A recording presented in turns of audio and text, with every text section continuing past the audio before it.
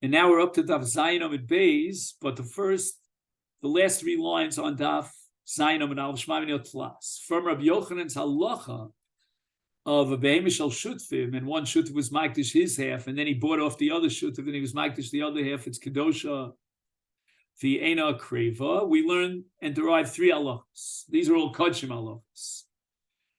So on Daf Zayin Amid Beis, Shmamina Bali Chaim Nidachim, even during the lifetime of an animal. As Rashi says that there's one man diyomar, and Rabbi Yochanan is rejecting that man diyomar in Yoma Daf Samach Daled. That man diyomar holds that there's only dichui, and all of Rabbi Yochanan is based on dichui. That's only if the animal is dead. But if the animal is alive, then we don't apply the din of dichui. Here, Rabbi Yochanan is applying the din of dichui even to a live animal. And the animal is nidche because he was only magdish half the animal. Shmamino dichui mei koravi dichui.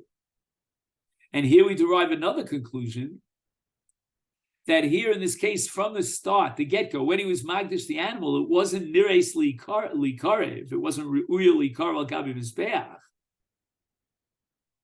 And therefore, even later on, when he buys back the other half and he's magdish the other half, it cannot be brought in the mizbeach because of dichui mei kar.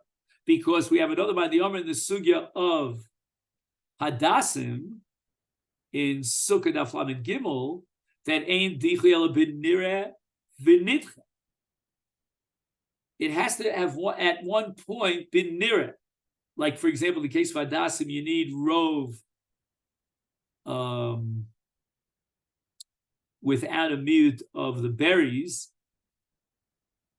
and even though he removes the berries later on, we're going to still apply hol v'nidche nidche, according to the man diyom who says dichui meikar having dichui, but there's another man diyom who says ein dichui ela b'nireh v'nidche. If the hadas was never roy to begin with, then you can't apply the principle of dichui. And Shmamino, the third halach is yesh dichui b'damin. When the man was magdish the animal, it was not a kedushas mizbeach. It wasn't kedushas aguf. It was only kedushas perek habayis. Kedushas damin. Why? Because he can't be magdish to mizbeach half of an animal.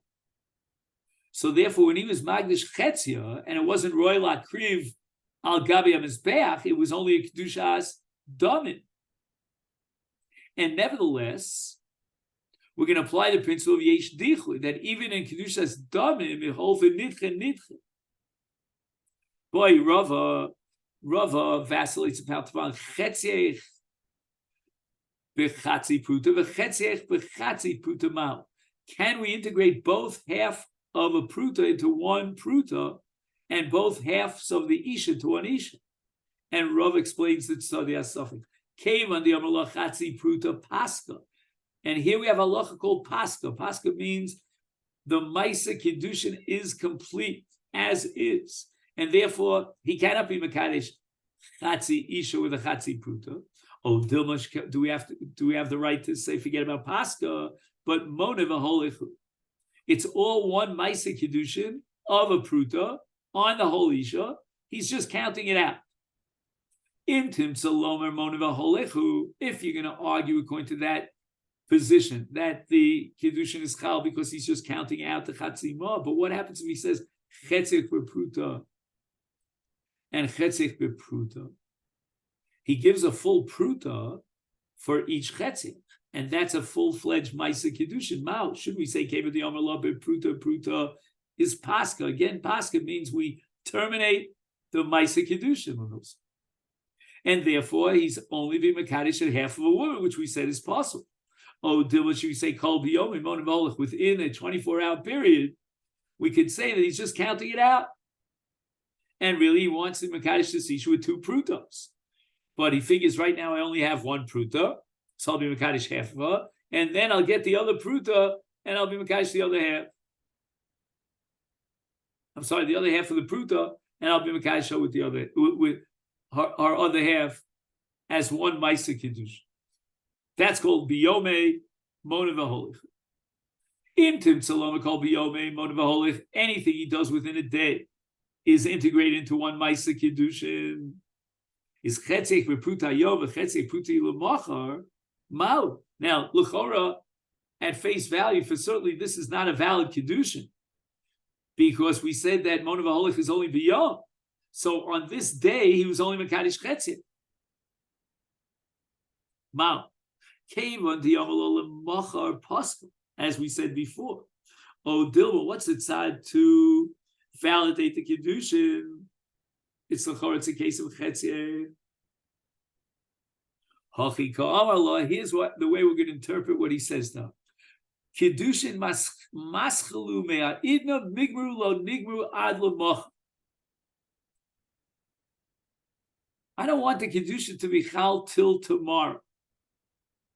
And therefore tomorrow I'll be makadesh the other chetzit.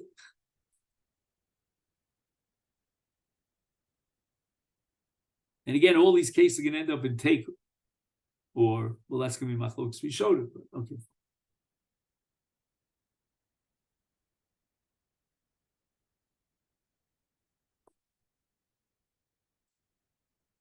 Now, I'm not sure when it says maskalu idna, etc., if he means the chalos ha'ishus or he means the ma'aseh kiddushin. In the commentary that I have, he says chalos kiddushin. I would think it's the ma'aseh kiddushin. In any event, shnei chetziach bepruta. Mao, this is perfect. He's marrying the whole woman with a pruta. Therefore,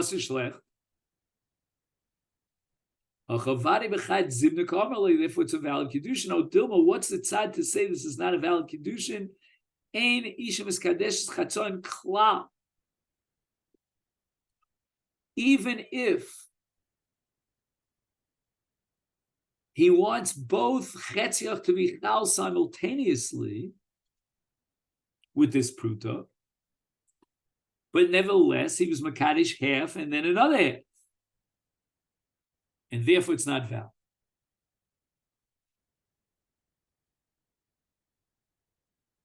Take boy, Rava wants to know: Shtei benos sayich l'shnei bonei bepruta. Can a father of a daughter who's, let's say,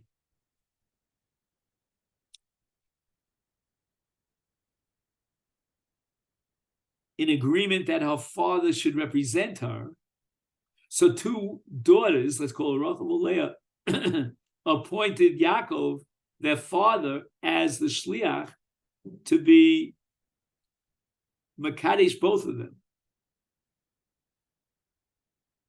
And therefore, in essence, there's one Maaseh Kiddushin for both of the daughters. Mal. Can he be makadesh two daughters with one pruta?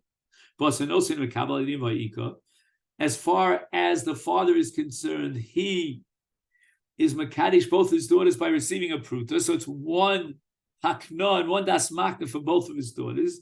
Oh, Dilma, should we say, Basa did who Azlina?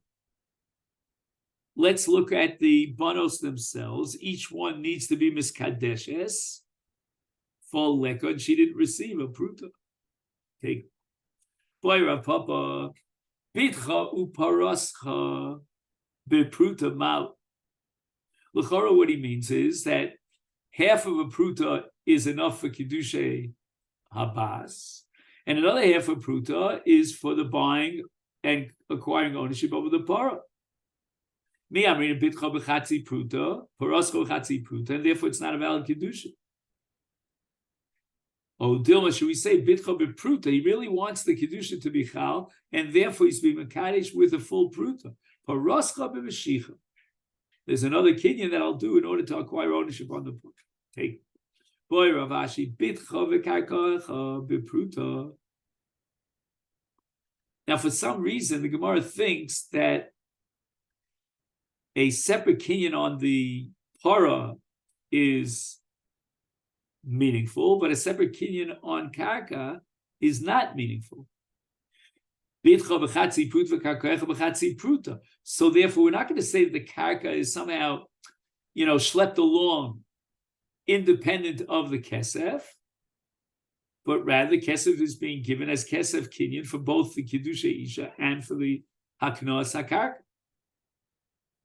Oh, Dilma, should we say bitcha bepruta v'karka echa bechazaka, Just like we said before, in para you could be kona the para with mashicha. So too in the case of karka, you could be kona with chazaka.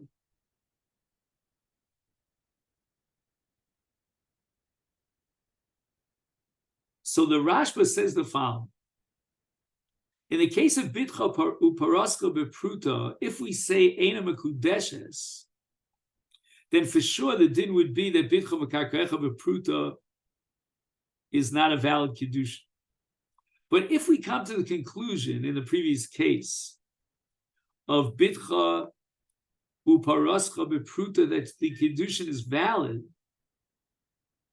could be because everybody knows that kesef is not going to be operative with regard to metaltal. And therefore we assume that his intention was that the para should be knuya through mashicha, can't be knuya through kesef because kesef doesn't work by metaltal. And if the para needs a mashicha, then we're left with the entire pruta for the kedusha isha. However, in the case of isha v'karka, both are valid with kesef. So there's very strong room to say that his kavana was that with that pruta, he's going to be kona both the isha and the kesef, ending up with a chatzi pruta for the isha. And now we start a famous sugya called shirai. And this has to do with a ring. You know, that a Masechet Kiddushin will tell the chassan, get me a ring that's worth $50 for the purpose of Kiddushin. Not a ring that might be worth thousands and thousands of dollars. It's got a diamond ring in it. Ahu gavad agdish b'shiroi. He was Makadish and Isha with big day meshi, silk clothing. Now she doesn't know how much this silk garment is worth. Rabba Omar lo tzrichi shuma. Despite that fact, the Kiddushin is valid. I'll get back to Rabba in a second. But let's fast forward to Rabbi Yosef. Rabba Omar tzrichi shuma. She doesn't have any clue how much this beggar is worth. Let's bring an expert so she knows what money is coming to her for Kesef Kiddushin. And then she agrees and accepts the Kesef Kiddushin. But Rabba says, no, we don't need shuma. We don't have to bring in the experts to evaluate the market value of these begadim. And the question is, why? Why not, in other words? So Gemara analyzes this. If he says to her, look, whatever this beggar is worth, maybe it's worth a pruta. I want to be Makadosh you, and she accepts it. It's kuliyamalo plilo tzrifis shuma. We don't have to value it. She accepted it even as a kolder. If he says that's worth 50,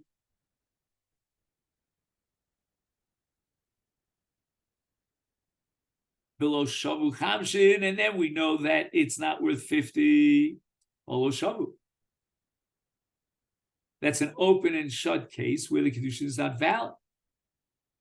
Ki pligi, where is the battlefield between Rav Yosef and Rabba? The Amar Allah, he says to her, Bechamshin, I'm going to give you 50. But at the end,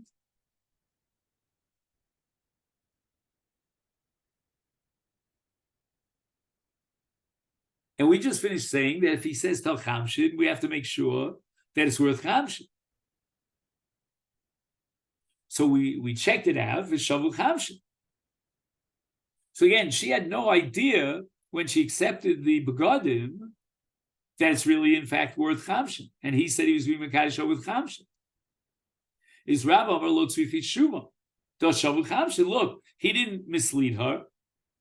She naively relied on him, but it turned out that he was reliable. And the experts evaluate these begadim as Chamshin. Rav Yosef or Tzrifit Shuma came in this Lo B'Kiyah B'Shuma Lo Samcha Daita. Rav Yosef says that she has to have complete das, semichus das, at the time in the Masechet Kiddushin. When at that moment she accepted the begadim, she had no idea. She's not an expert. She's not in the garment industry. She doesn't know what its value is. So she has doubts as to whether or not it's worth chamisha. Maybe he's selling me a bill of goods.